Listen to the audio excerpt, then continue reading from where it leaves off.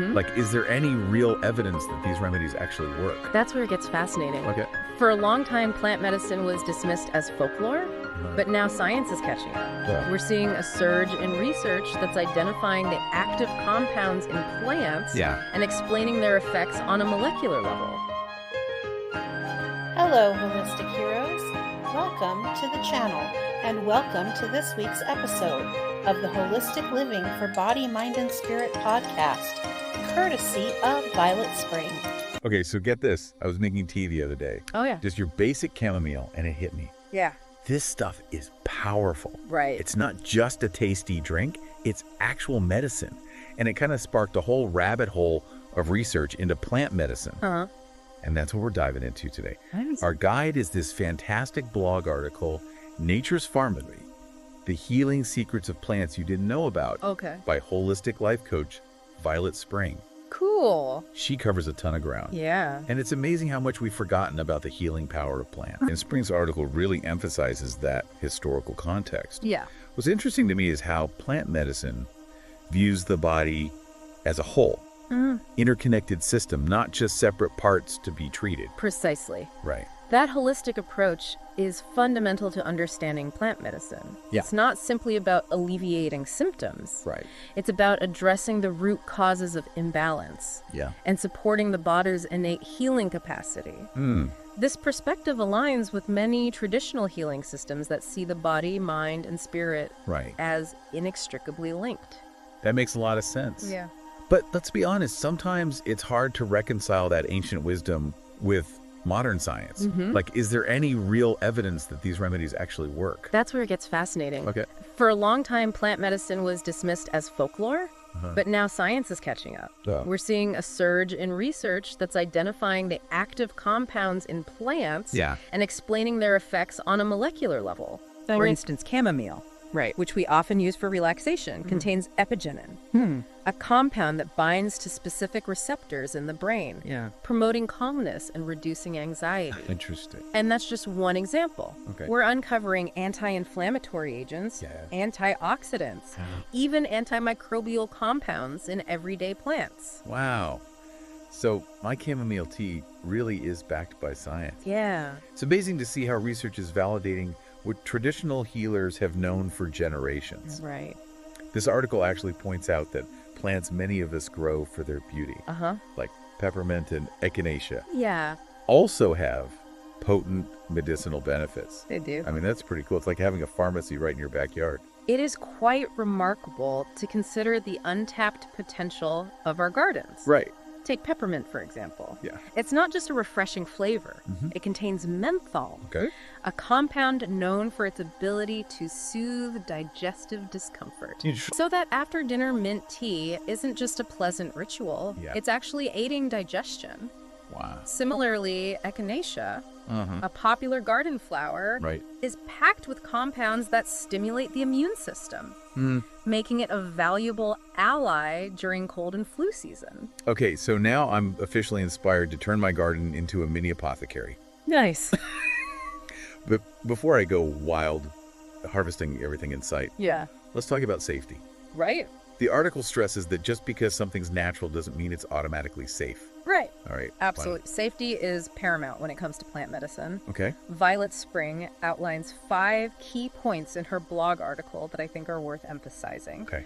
Accurate plant identification, sustainable harvesting practices, proper processing techniques, meticulous documentation, and when necessary, seeking expert guidance. Okay, let's unpack those. Sure. Why is plant identification so crucial?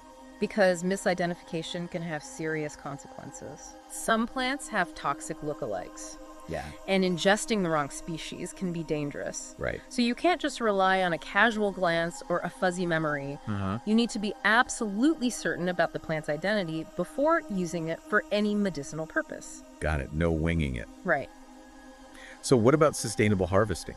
It's all about respect for the natural world. Okay. And ensuring the long-term health of plant populations. We need to harvest in a way that doesn't deplete the resource or disrupt the ecosystem. That means taking only what we need from thriving populations and leaving enough behind for the plant to regenerate. Makes sense.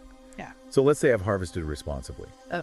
What about processing the plants? Right. Is there a specific way to dry or store them to maintain their potency? Absolutely. Proper processing is essential for preserving the medicinal properties of the plants. Okay. Different herbs require different techniques. Right. Some need to be dried quickly in a warm, well-ventilated area, while others benefit from slow drying in the shade. Interesting. And once they're dried, proper storage is crucial to prevent mold, mildew, and degradation. This is all getting very detailed. I'm starting to see why spring emphasizes documentation. Yeah. But why is it so important to keep track of everything? Documentation is crucial for several reasons. It allows you to track the specific plants you've used, the methods of preparation, and the dosage. Yeah. This information is invaluable for personalizing your approach to plant medicine and understanding what works best for you. Right. Plus, if you experience any adverse effects, having detailed records can be incredibly helpful for identifying the cause and seeking appropriate care. It's like a plant medicine journal then. Precisely. Okay. It's a way of tracking your experiences, deepening your knowledge, and becoming more attuned to the nuances of plant medicine. And finally, seeking expert guidance. When is it especially important to consult with a qualified herbalist? If you're dealing with a complex health condition, Okay. are pregnant or breastfeeding, or are considering using herbs that have potent effects or potential interactions with medication, it's always wise to consult with a qualified herbalist. Okay. They can provide personalized guidance, assess potential risks, and help you navigate the complexities of plant medicine safely and effectively. That's a great reminder. Yeah. It's always better to err on the side of caution. Right. Especially when it comes to our health. Exactly. So let's say I'm ready to dive into making my own remedies. Okay. What are some simple methods for preparing them at home? Sure. The article mentions teas, tinctures, and salves. Yeah. But how do those actually work? Well, each method has its own unique benefits and applications. Okay. Teas are a great place to start because they're simple to make. You simply steep dried or fresh herbs in hot water for a few minutes to extract their beneficial compounds. Infusions are similar to teas, but they involve steeping the herbs for a longer period, often several hours, to create a more concentrated extract. Got it. Tinctures, on the other hand, use alcohol as a solvent to extract the medicinal properties of the plants. This creates a potent and shelf-stable preparation that can be taken in small doses. So it's like choosing the right tool for the job. Right. Depending on what you're trying to achieve. Exactly. And salves are topical preparations made by infusing herbs into oils or fats. Yeah. They're particularly useful for skin conditions or localized pain relief. That's right. Wow. This is starting to feel like a whole new world is opening up. It is. It's like alchemy in your kitchen. But is it really as simple as following a recipe?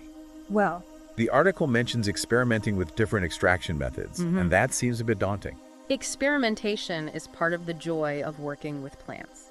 You can try cold infusions, which involve soaking herbs in cold water for an extended period, or decoctions, which involve simmering tougher plant parts like roots or barks to extract their medicinal properties. And when it comes to tinctures, you can explore using different types of alcohol, or even vinegar or glycerin as menstruums. Wow. Depending on the desired properties. I'm starting to get it. It's not about rigidly following rules, but rather about understanding the principles and then adapting them to your needs and preferences. That's right. This reminds me of something else, spring highlights. Okay. The seasonal nature of plant medicine. Yeah. It's like aligning our practices with the cycles of nature ensures we're using herbs at their peak potency, right? That's a key insight. Just as fruits and vegetables are at their best when they're in season, so too are herbs. Spring and summer are typically the times of abundance, when fresh herbs are bursting with vitality. Autumn is the time for harvesting roots and berries and preparing for winter. So it's about working with nature's rhythms, not against them. Precisely. But how do those seasonal changes actually affect the types of remedies that are available? Different plants thrive in different seasons. So the availability of certain herbs will naturally fluctuate throughout the year. For example, you might find an abundance of chamomile and peppermint in the summer, while elderberries and rosehips are more readily available in the fall. Interesting. And during the winter months, we can turn to dried herbs, roots, and barks that we've carefully preserved. So it's about adapting our approach to plant medicine based on what nature is offering us at any given time. Precisely. Okay. It's a beautiful way to connect with the cycles of nature and to honor the gifts of each season. Speaking of honoring gifts, Yeah. spring also talks about creating a home apothecary. Uh-huh. It sounds almost mystical, like having a personal sanctuary for healing. But where do you even begin with something like that? Creating a home apothecary is a deeply personal and rewarding process. Right. It's about curating a collection of herbs and remedies that resonate with your individual needs and preferences. It doesn't have to be elaborate or expensive. Right. You can start small and gradually build your collection over time. Okay. The key is to choose herbs that you're drawn to and that address your specific health goals. So what are some must-have items for an organized apothecary? Well, you'll definitely want to invest in high-quality glass jars with airtight lids to store your dried herbs. Okay. This helps to preserve their potency and prevent them from degrading. It's also helpful to label each jar clearly with the herb's name and the date you acquired it. Right. And then, of course, you'll need some basic tools for preparing your remedies. Yeah. Such as a tea strainer, Okay. a mortar and pestle, and perhaps a few glass bottles for tinctures. So it's about building a collection of tools and ingredients that empower you to create your own personalized healing rituals. It is. That brings us to another key element that spring highlights. Okay. The global tapestry of plant medicine traditions. Right. It's incredible to think about the diverse ways that cultures around the world have utilized plants for healing throughout history. It's like a universal language of well-being expressed through the wisdom of plants. It is a testament to the enduring power of plants to heal and nourish us. Right. From the ancient Ayurvedic traditions of India to the time-honored practices of traditional Chinese medicine, each culture has developed its own unique approach to working with plants, passing down knowledge and wisdom through generations. It makes you realize that what we're experiencing now, this resurgence of interest in plant medicine, isn't really a new phenomenon. Right. It's a reawakening of an ancient wisdom that's been with us all along. Precisely, we're rediscovering the profound connection between humans and nature, a connection that has sustained us for millennia. Right. And as we delve deeper into these diverse traditions, we gain a richer understanding of the vast potential of plant medicine and its ability to address not only our physical ailments, but also our emotional and spiritual well-being. This is all so fascinating. It is. But I'm also curious about how these ancient traditions are being integrated into modern healthcare. Yeah. Is there a place for plant medicine in a world of pharmaceuticals and advanced medical technology? It's an interesting question, Right. and one that's being explored more and more. Yep. There's a growing movement towards integrative medicine, a holistic approach that combines conventional medical practices with complementary therapies, Right. including plant medicine. So it's not about choosing one over the other, No. but rather finding ways to bridge the gap between these different approaches. Exactly. It's about recognizing the strengths of each approach and using them in a way that best serves the individual's needs. We're seeing the development of standardized herbal formulations that meet rigorous quality control standards. Okay. And more healthcare practitioners are incorporating plant-based remedies into their practices. Right. It's a promising trend that suggests plant medicine is finding its place in the modern world. This has been such an incredible journey into the world of plant medicine. I feel like we've barely scratched the surface. We have. But before we get too carried away, Okay. I want to take a moment to recap some of the key themes we've covered today. Sure. We've talked about the rich history of plant medicine, the science that's validating its efficacy, Right. the importance of safe practices, the empowerment that comes with preparing our own remedies, the wisdom of aligning our practices with the seasons, the value of building a home apothecary, Right. and the diversity of global traditions that inform our understanding of plant medicine. Yeah. It's been quite a journey. It has indeed. You know, while we've touched on the modern applications of plant medicine, Okay. I'm curious to explore that further. Yeah. What are some specific examples of how this ancient wisdom is being integrated into contemporary healthcare practices? Right. And how might this integration shape the future of healthcare? That's an excellent question. Yeah. And it's something we can delve into more deeply in our next segment. That sounds great. I'm looking forward to continuing this deep dive into the fascinating world of plant medicine. Me too. Stay tuned for more insights and inspiration. Okay. picking up where we left off, Yeah. the integration of plant medicine into modern healthcare is really fascinating. Okay. We're seeing a shift from simply using isolated plant compounds to embracing more holistic approaches. Can you give me an example of what that looks like in practice? Absolutely. Okay. Take the use of turmeric in managing inflammation. Right. While conventional medicine might focus on isolating curcumin, the active compound in turmeric, a holistic approach might recommend using the whole turmeric root, recognizing that the synergistic effects of all the compounds in the plant can be more beneficial. So it's about understanding the plant as a complex system, Right. not just reducing it to its individual parts. Precisely. Yeah. And that's a fundamental principle in many traditional healing systems. For example, in Ayurveda, Right. a 5,000-year-old system of medicine from India, Okay. the focus is on balancing the doshas, Yeah. which are unique energy patterns that govern our physical and mental well-being. Okay, I've heard of doshas before, but honestly, I'm a bit fuzzy on the details. Well, in a nutshell, there are 3 doshas: Okay. Vata, Pitta, and Kapha. Okay. Each dosha has specific qualities and governs different aspects of our physiology. For instance, Vata is associated with movement and air, Right. Pitta with fire and transformation, and Kapha with stability and earth. So how does understanding your dominant dosha relate to plant medicine? By identifying your dominant dosha, Okay. you can choose plants and remedies that help to balance your unique constitution. Got it. For instance, Yeah. if you have a lot of Vata energy, you might be prone to anxiety and dryness. Right. Using warming grounding herbs like ginger or ashwagandha can help to balance those tendencies. It's like creating a personalized approach to healing based on your individual needs. That's so cool. It is quite remarkable, and this emphasis on personalization is something that's often missing in conventional medicine. That actually leads to something that's been on my mind throughout this deep dive. We've been talking about the scientific validation of plant medicine, Right. but there's also this whole other dimension of energy and intuition that seems hard to quantify. Yeah. Is that just a bunch of mystical mumbo-jumbo? Or Or is there something more to it? that's a great question. It's true that modern science often struggles to explain the subtle energetic effects of plants, but that doesn't mean they don't exist. Right. Many traditional healing systems, like traditional Chinese medicine, operate on the principle that plants possess unique energetic qualities that can influence our own energy fields. Okay. I'm intrigued, but I need a bit more to grasp this concept. Okay. Can you break it down for me? Let's consider traditional Chinese medicine's use of herbs to balance yin and yang energies. Okay. Yin is associated with coolness, passivity, and darkness, while yang represents heat, activity, and light. When these energies are in balance, Okay.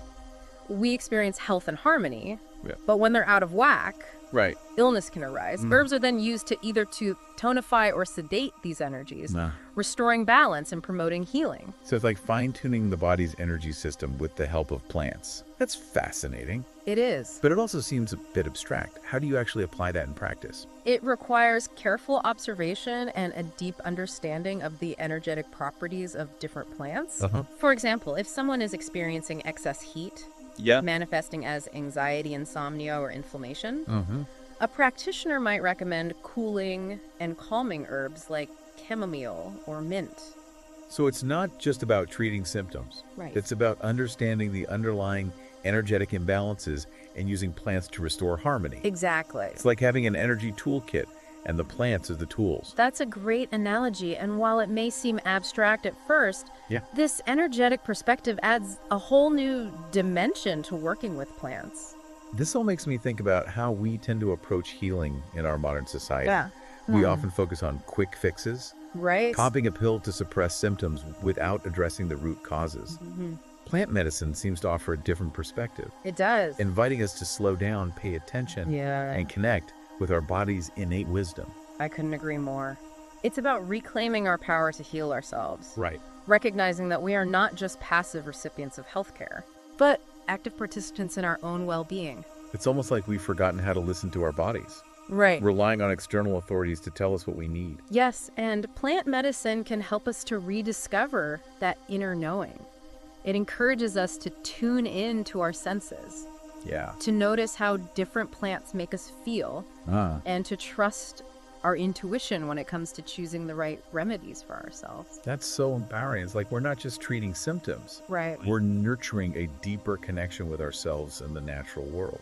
And that connection is ultimately where true healing begins. This whole conversation has been so eye-opening. It has. I feel like I'm seeing plant medicine in a whole new light. Me too. And the more we explore, the more we realize how much there is to learn and discover. Okay, so we've been talking a lot about the philosophy and the energetics, but I'm also curious about the practicalities. Okay. Spring's article mentions the importance of connecting with the plants we use for healing. Right. And that really resonates with me. Yeah. But what does that actually look like? It's about moving beyond the transactional relationship we often have with plants. Okay. Where we simply purchase them from a store. Right. It's about taking the time to learn about the plants we're using, to understand their unique properties, and to appreciate their gifts. So it's not just about buying a bottle of pre-made herbal extract, Right. but about engaging with the plants themselves. Exactly. It could be as simple as growing a few herbs in your garden. Go. Or taking a walk in nature and observing the plants in their natural habitat. It could involve reading about the traditional uses of different plants. Right. Or even learning to wildcraft responsibly. Yeah. Harvesting plants from the wild with respect and awareness. It's like building a relationship with the plants, a partnership of mutual respect and reciprocity. That's beautifully put. And when we cultivate that kind of connection, Right. it deepens our understanding and appreciation for the medicine they offer. It's a reminder that we are not separate from nature, but a part of a vast and interconnected web of life. That actually brings up another important point that Spring emphasizes. The ethical considerations of sourcing and harvesting plants. Right. It's like there's a responsibility that comes with using plant medicine, right? Absolutely. Just because something is natural doesn't mean it's automatically sustainable or ethical. Right. We need to be mindful of the impact our choices have on the environment and on the communities that cultivate and harvest these plants. So, what are some practical ways to ensure that we're sourcing and harvesting plant medicine responsibly? There are several things we can do.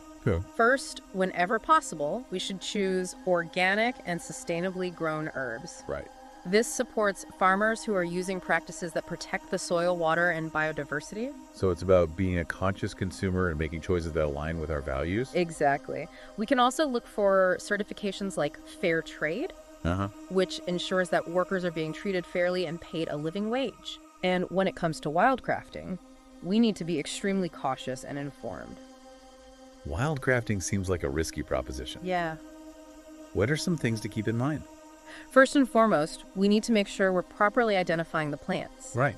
We need to be aware of any endangered or at-risk species and avoid harvesting them. We should only harvest from healthy and abundant populations. Yeah. Taking only what we need and leaving plenty behind for the plants to regenerate. It's like taking a conservationist approach to plant medicine. Exactly. Ensuring that the plants are thriving for generations to come. Precisely. And it's about honoring the gifts of nature with respect and gratitude. Right. Recognizing that these plants are not just commodities, but vital members of the ecosystem. This is all making me rethink my entire approach to wellness. It's like plant medicine is more than just a set of remedies. Yeah. It's a way of life. Right. A way of connecting with ourselves and the natural world in a deeper way.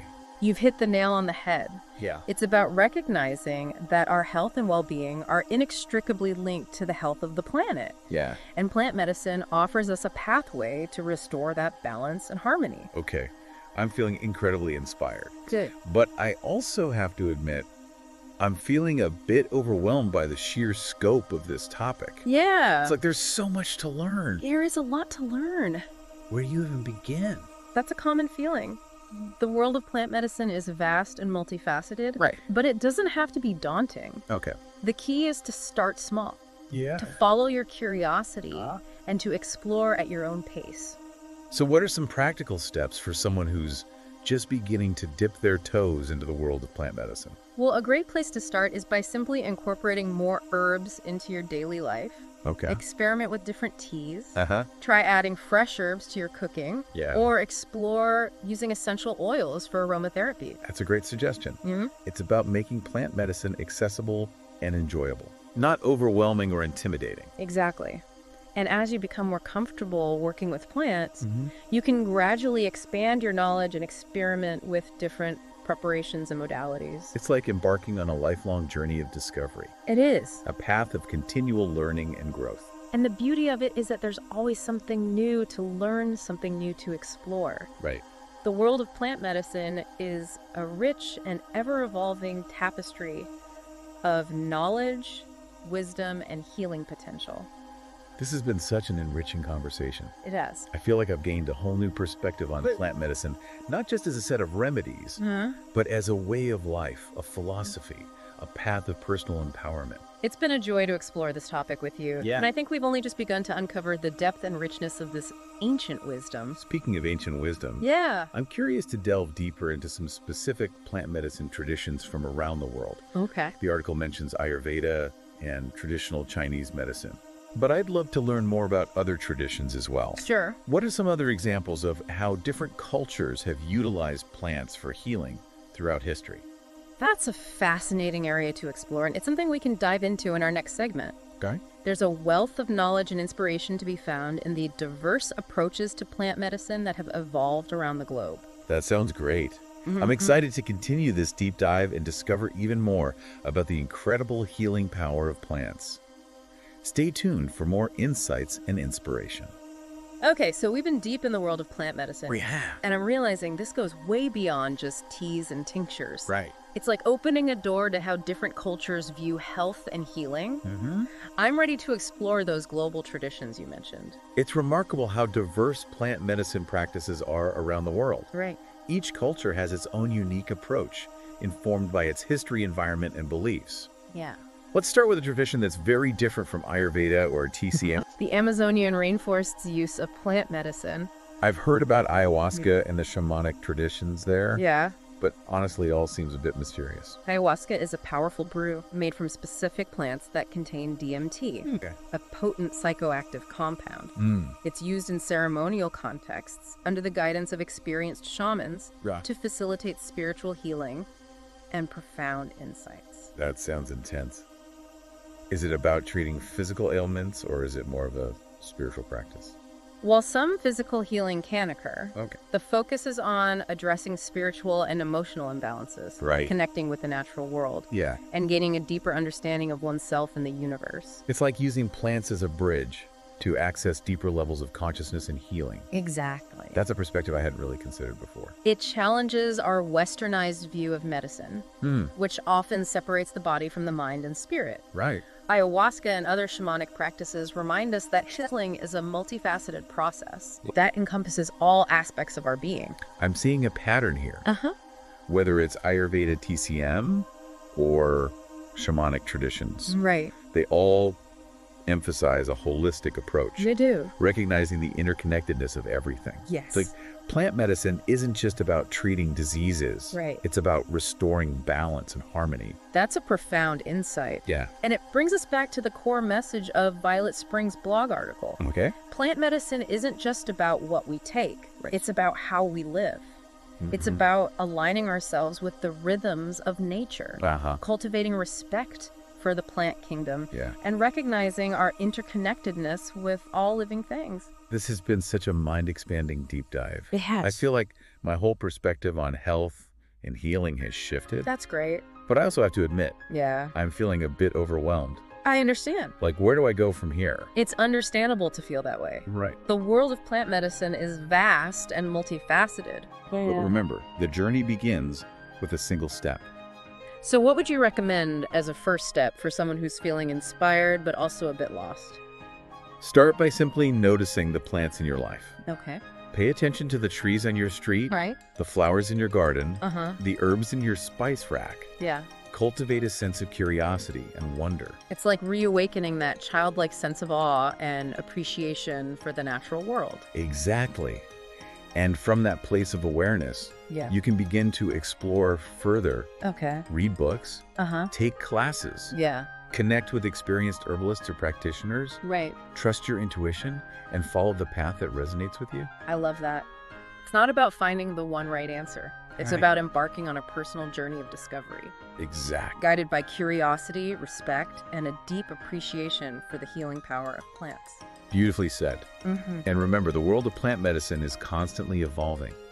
So stay open to new perspectives. Right. Embrace the mystery. Yeah. And trust that the plants will guide you on your path. This deep dive has been truly transformative. It has. It's not just about plant medicine. Right. It's about remembering our place in the web of life. Wow. And recognizing the incredible healing potential that exists all around us. I couldn't agree more. It's been a joy to explore this topic with you. Likewise. And to witness your own journey of discovery. Yeah. May you continue to deepen your connection with the plant kingdom. Thank you. And embrace the transformative power of nature's pharmacy. Thank you so much for sharing your wisdom and insights with us today. It's been my pleasure. It's been an honor to have you as our guide on this journey. The honor has been all mine. And to our listeners, we hope this deep dive has sparked your curiosity and inspired you to explore the wonders of plant medicine. Until next time, may you find health, healing, and wholeness in the embrace of nature's wisdom. Be sure to check the description below for all the goods on this week's topic.